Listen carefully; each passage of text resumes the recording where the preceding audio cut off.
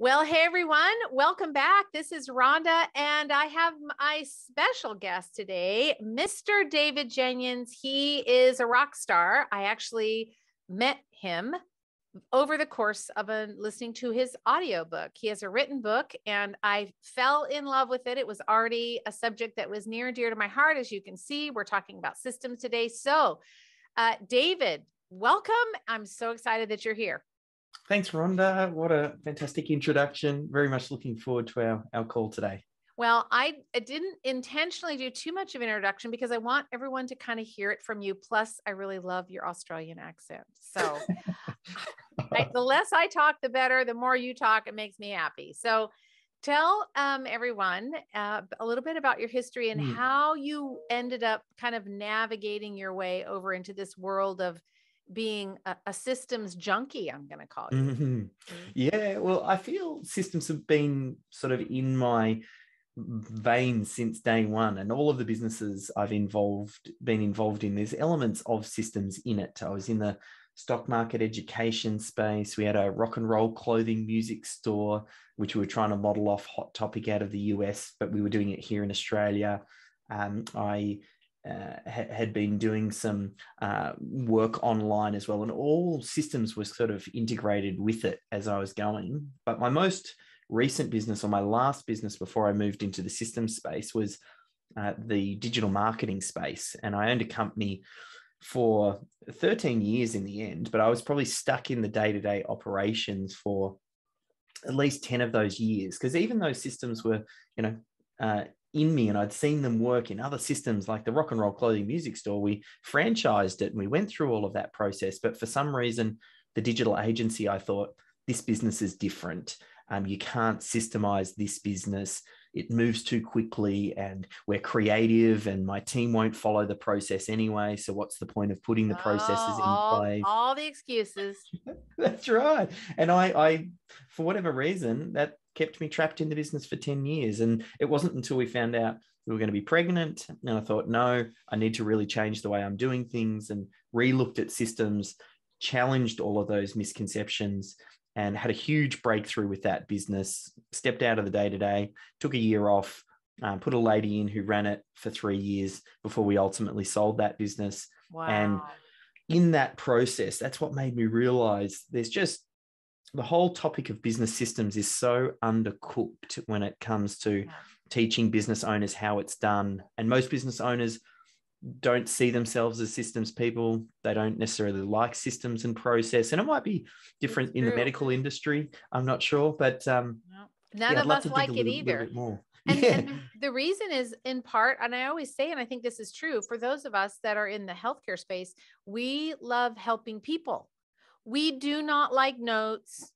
We do not like charts. We do not like the day-to-day admin. We just, in general, it's not our favorite thing to do. We'd rather sit down, connect with someone, help them with their digestive issues, or help them with their headaches, or, do acupuncture, whatever it is. We want to do that. Who wants to sit down and write systems? Yeah. It's funny. In the digital agency, one of the biggest breakthroughs I had was we had a sister company as part of that business that was a video business. And I remember when we first started that, because I'm not a camera guy, I don't know how to shoot or edit or do any of that.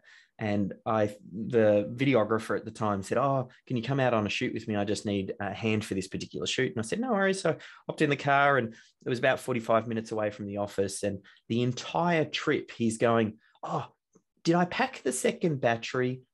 Have I got that other lens? Did I email the client to remind them not to wear checkered shirts on screen because that looks rubbish?" And he went through all of these things that just should have been handled. Yeah. And then I said to him, "Look, at the end of that shoot, we're going to put a shoot checklist in place. So next time, before you go to a shoot, when you're at the office, you can run through everything the night before, make sure it's all done, and then you can focus on the job at hand on your next shoot." And about 6 months later, I go on a shoot with the same videographer. And I remember the discussion in the car was so vastly different. He was saying, "Oh, how do I get the best responses from the actors? And what shots do I want to frame? And what's the mood I want to get across? And what lighting are we going to sort of try and create this certain feeling?" Wow. And it made me realize at that point in time, And it'd be the same with your healthcare practitioners. For you to do your best work when you're sitting down with a client and they're telling you their Yes. symptoms and problems and you're listening, you need to be in that moment. You don't need to be thinking, oh, did we fill out the chart correctly? Did I remind them to, all of those things. Oh, that's such a great story. And it's really true that there's so many things. And I have to say, as you were talking about a checklist, that was the number one thing when I listened to the audiobook. And then later, as I told you off camera, I went and bought the book. And I will do that when I find enough value in the audiobook that I want a paper copy to be able to mark up and highlight and dog ear the pages and all the things we do to books, right?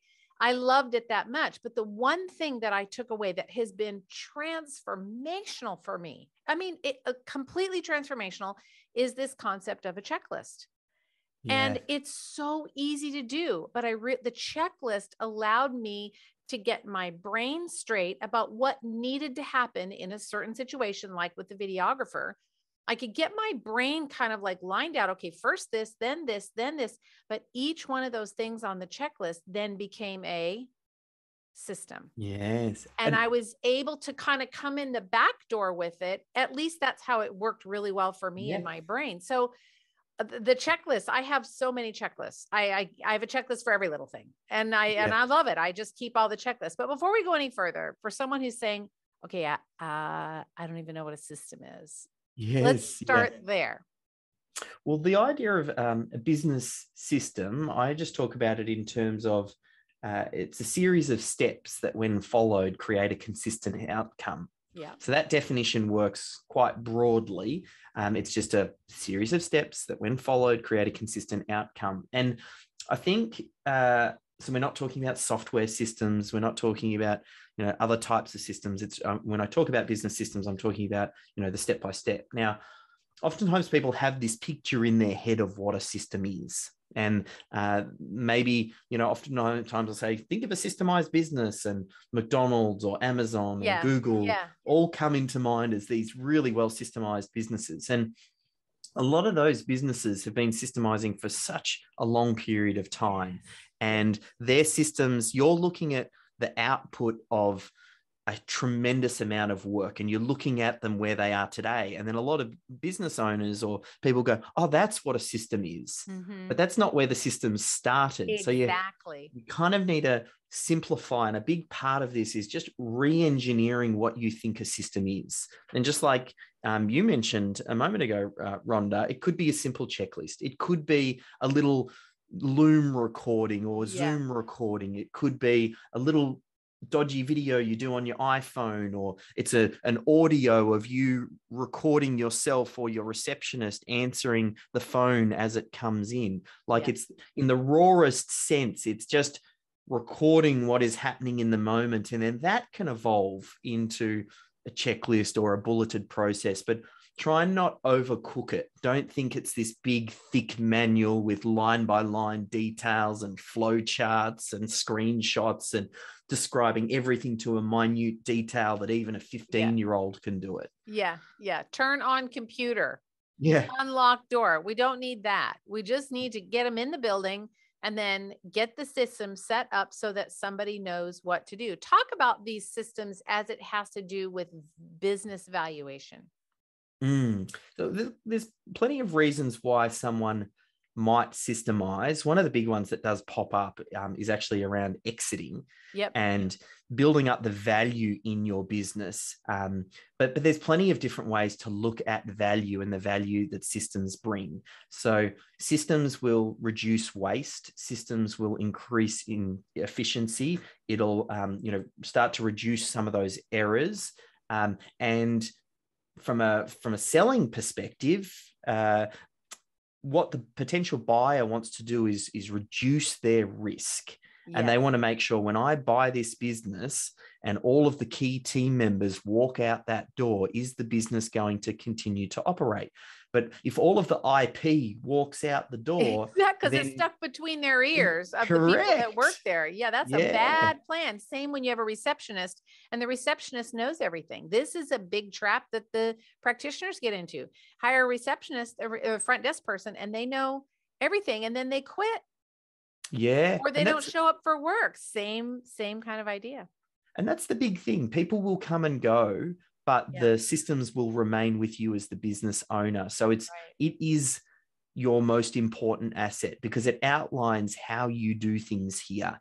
And it's the way to quickly skill up and train up new team members in the shortest possible time to make them productive and add value to the business. So your business is really like a training organization, and systems are effectively the curriculum and the training that those team members go through to get up to speed very quickly. And I can see where there's a huge advantage if you do have that turnover, rather than bringing in that new person, sitting them at the desk and saying, okay, here's the phone and here's the computer. And this is the software we use to schedule. And here's the software we use to check them out. And here's okay, I got to go. I got to get in with a patient. Good luck.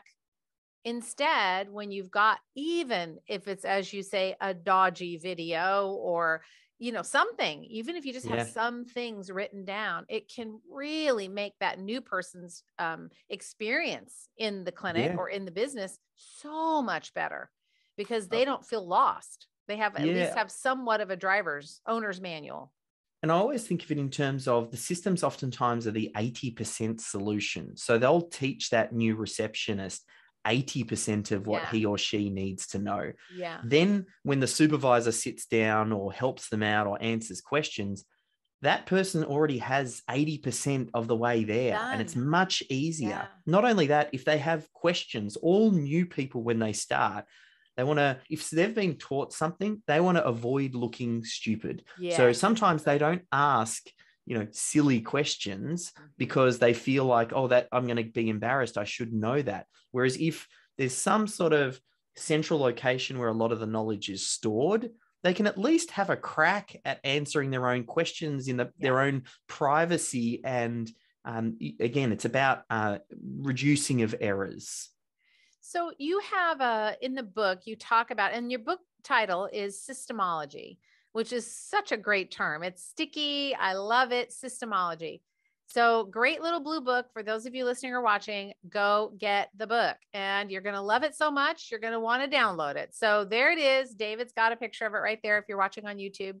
So in the book, you have a very specific kind of process that you walk people through for how to start creating systems, because it can be very overwhelming. So I remember this in the beginning of the book, you talk about how, don't get overwhelmed and don't feel like you have to create the McDonald's manual, because those are all the minutia that is evolved over many, many, many years.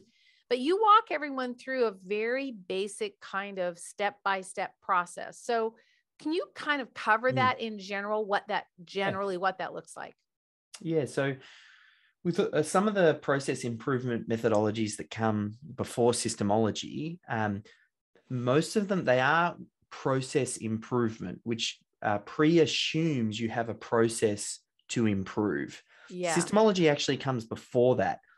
Systemology is not a process improvement methodology. Systemology is a process capture methodology. How do we capture what you're currently doing? What is best practice, and bring everybody up to that stage? So how do you go from, no systems or very low systems to something in place and building the framework for a systems culture? So with that in mind, the Systemology, the 7-step framework, the whole idea is helping reduce the overwhelm and go through a process of, well, where do you start? What are the systems that you start with?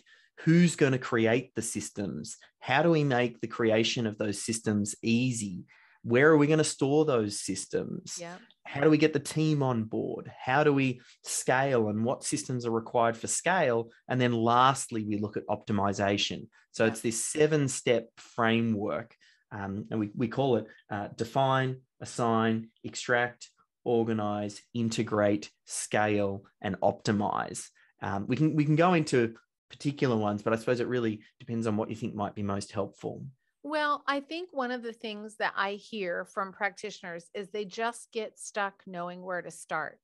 They don't even know where to start. Like, how do I even take what I do and start to make that into a system. Because for practitioners, and I get this, like we think about it, well, every patient I see is different. Every patient I see is different, but we're not necessarily talking about a system that is for every single patient as it has to do with that interaction, because that's just a patient doctor relationship. This is what happens outside the treatment room, in the hallway. How do you get the person from the waiting room to the front desk, and then the front desk to the treatment room? Or what happens after they leave the treatment room and they leave? What does the follow-up look like? Well, then I'll start having these conversations with these doctors, and then their eyes start to roll back in their head. They're like, oh, okay, I get it. And I don't know where to start. Yes. So what would you say to someone who just says, okay, I get what this is, but I guess two things: where do I start? And then why would I really want to do this? I understand about the exit strategy. I understand that it helps me be efficient, but it's working.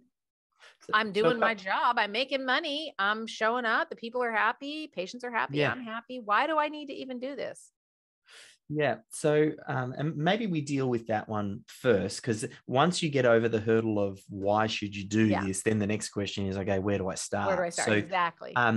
If why should we do this? A couple of things. If I think about the digital agency as a good one, with the digital agency, I built that up once we made the decision to systemize it, and we got Melissa in to run the day-to-day. I then took some time out, and I kind of lost my passion for the digital marketing space. And I sort of started working on some other stuff, the system stuff, as we got that off the ground.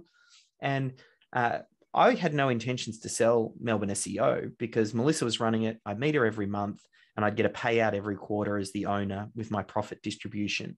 And I thought, well, this is a nice little business. I'll just sit on it forever. And then Melissa said, look, pulls me aside and says, look, I've got to fly back to the States. She was here in Australia, but a lot of family over in the US. Family emergency, have to go over. And when she returned, she said, look, I'm going to have to move back to the States. So I'm going to have to resign. Oh, dear. And I was in that point where I had no intention of selling, but I was then faced with that decision. Do I get pulled back into the business, or maybe this is the universe setting everything all up for me to kind of put a bookend on that business? And I sold that business. And the two things that the person who bought the business cited, one was the financial performance, and the second were the systems. And they said, it hasn't been running with you for 3 years, and I'm buying all of that IP. So you don't know what is going to happen. You don't know if you or a family member is going to get hit by COVID, or a staff member and they're out for 3 weeks, or they get long COVID and it's even longer. And now you've got this team member that all of the IP, maybe it's that front desk receptionist who knows absolutely everything. Now they're out of commission and you're stuck. So if you think about it, business systems, they're a little bit like insurance. They kind of give you options. Not only do they help you in the moment to make things more efficient, but they save you when things go pear-shaped. And so when the systems start to get implemented, I mean, obviously it takes some time to get this done, but where would you say then to start? So, okay, I know what the value is. And before you answer that question, I want to say one thing to the practitioners that are listening as well. You don't know, to David's point, when either your staff member or you might get taken out and you have to go tend to a family thing, or your spouse gets very ill and you just can't work, or you become very ill.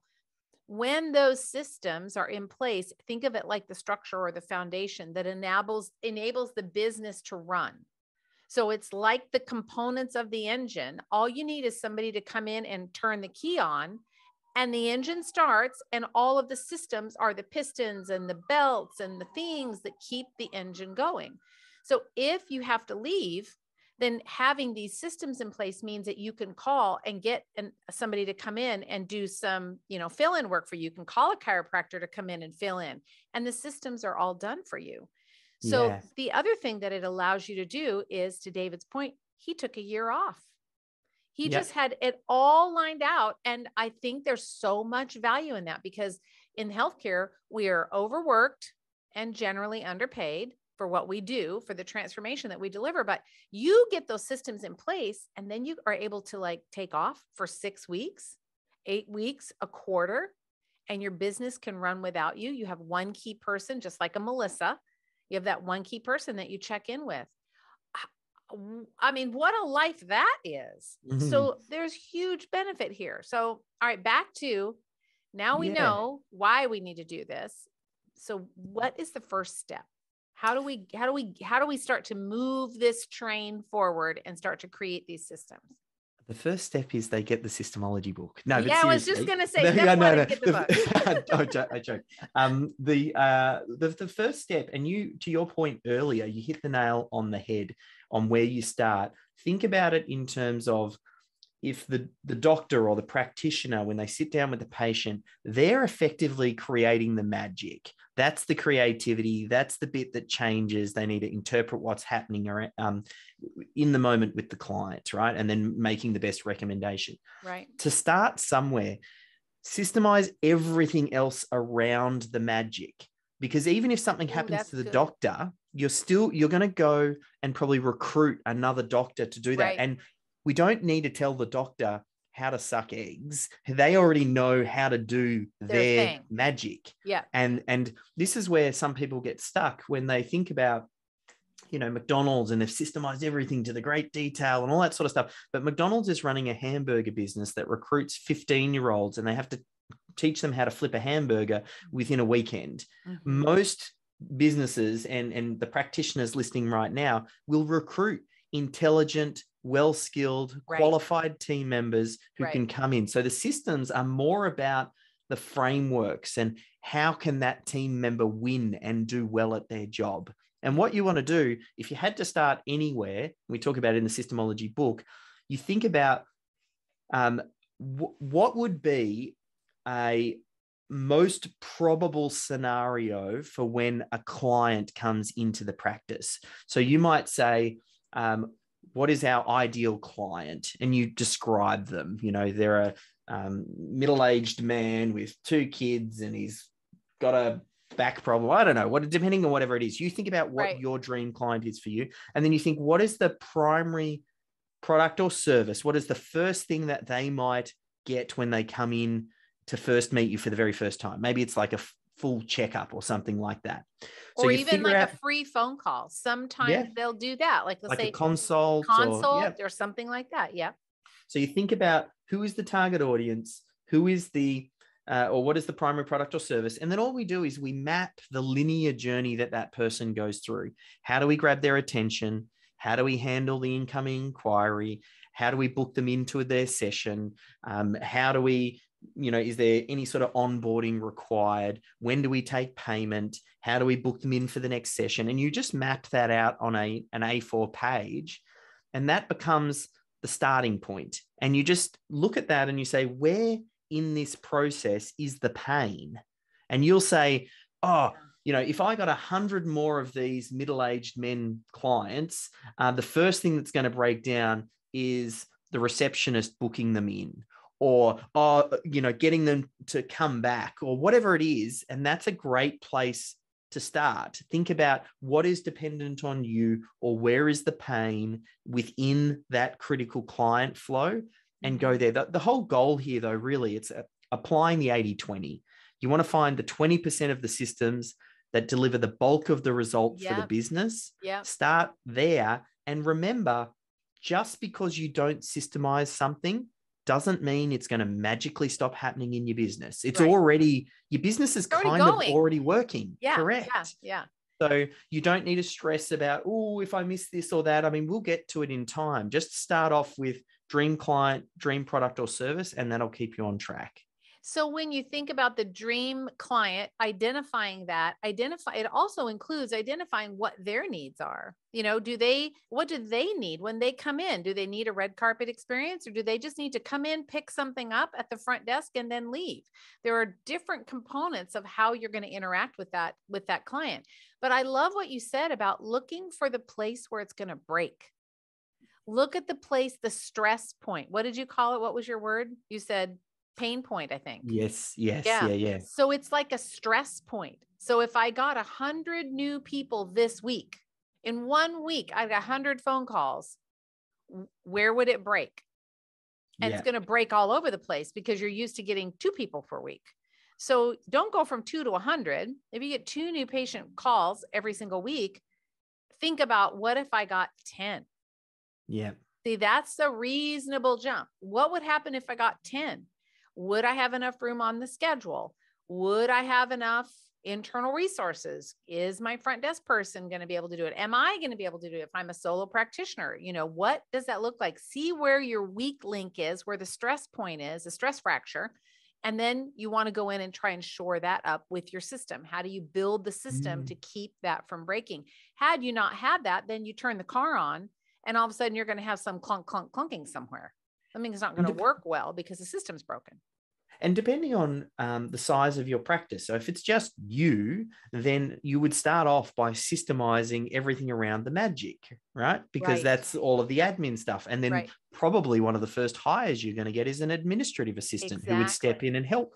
And then once that happened, that frees you up with a little bit of extra capacity now to take on more clients. That's kind of like the first stepping stone. And then over time, you'll grow when, well, maybe the next stepping stone after that, after you tap out on your capacity because you've got all the admin happening, great. Now we might need to plug another practitioner in. And it's just this game of slowly expanding capacity, slowly reducing key person dependency. And you want to turn this into a little bit of a game.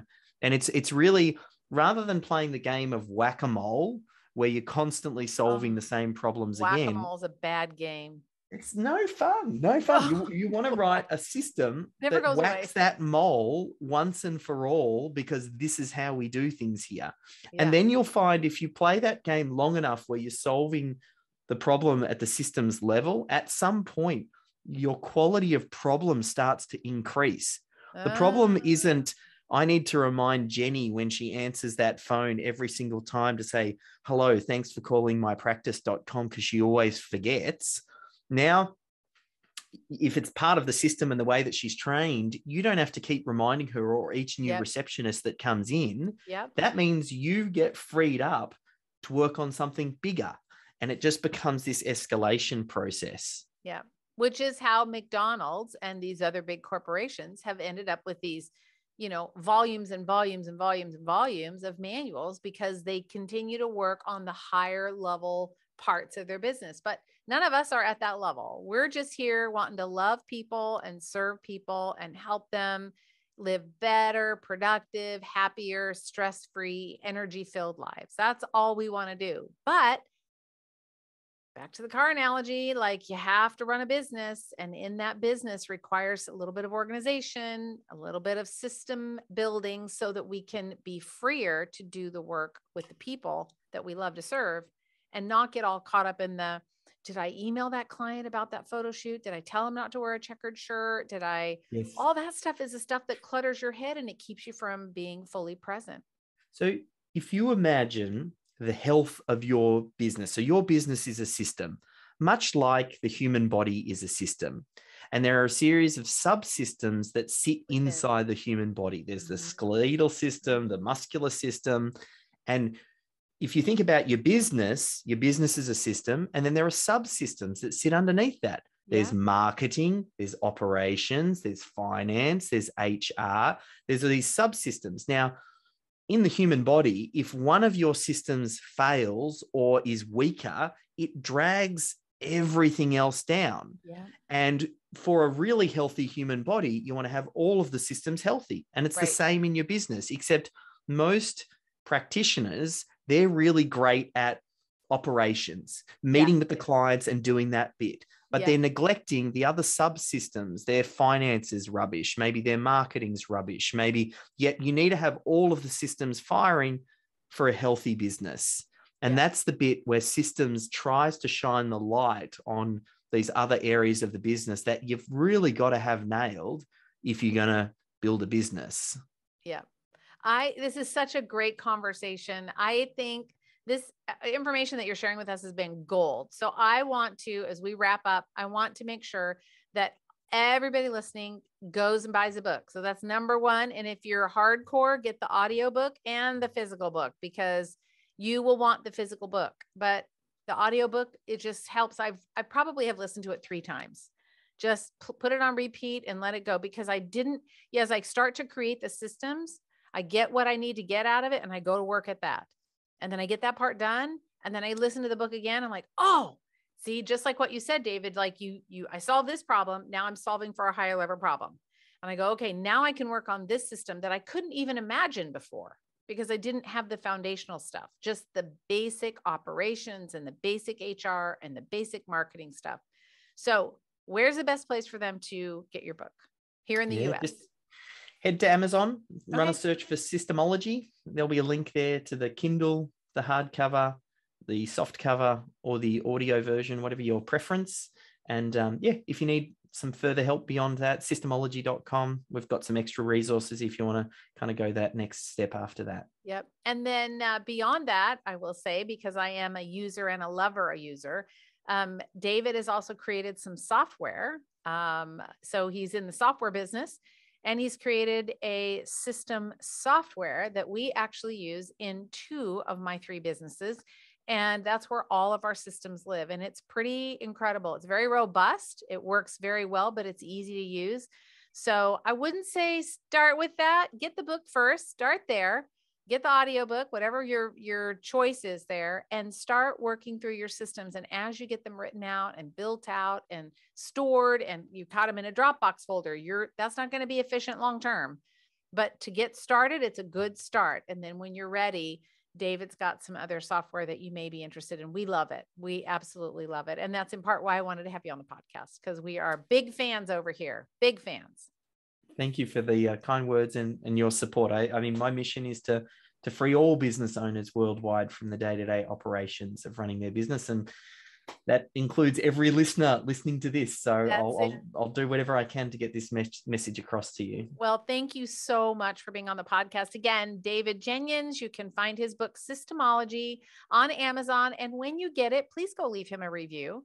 You know how important reviews are for us in business, for any business owner. So when you get value from someone or something, be sure that you leave him a review. So you have to buy the book in order to be able to leave the review on Amazon. So go be sure that you do that. You could just leave a review because I told you how great it is too. That's you could do that too. But anyway, David, thank you so much for being on the show. I so appreciate it. Do you have a social media presence that we can send people to? Yeah, look, there's a lot on YouTube and great. we do have a podcast that just shares some systems. Probably the best thing to do, systemology.com, right down in the footer, there's the links to all the socials. You can ask questions. We're easy to get in contact with. That's what we'll do. So get on David's email list so you can get his updates, get the book, go to YouTube, just make David and his work creating systems, really incorporate that as part of your clinical practice and building a growing, thriving, and super profitable practice. So David, thank you so much. You're the best. Thanks for that, Rhonda. Thank you.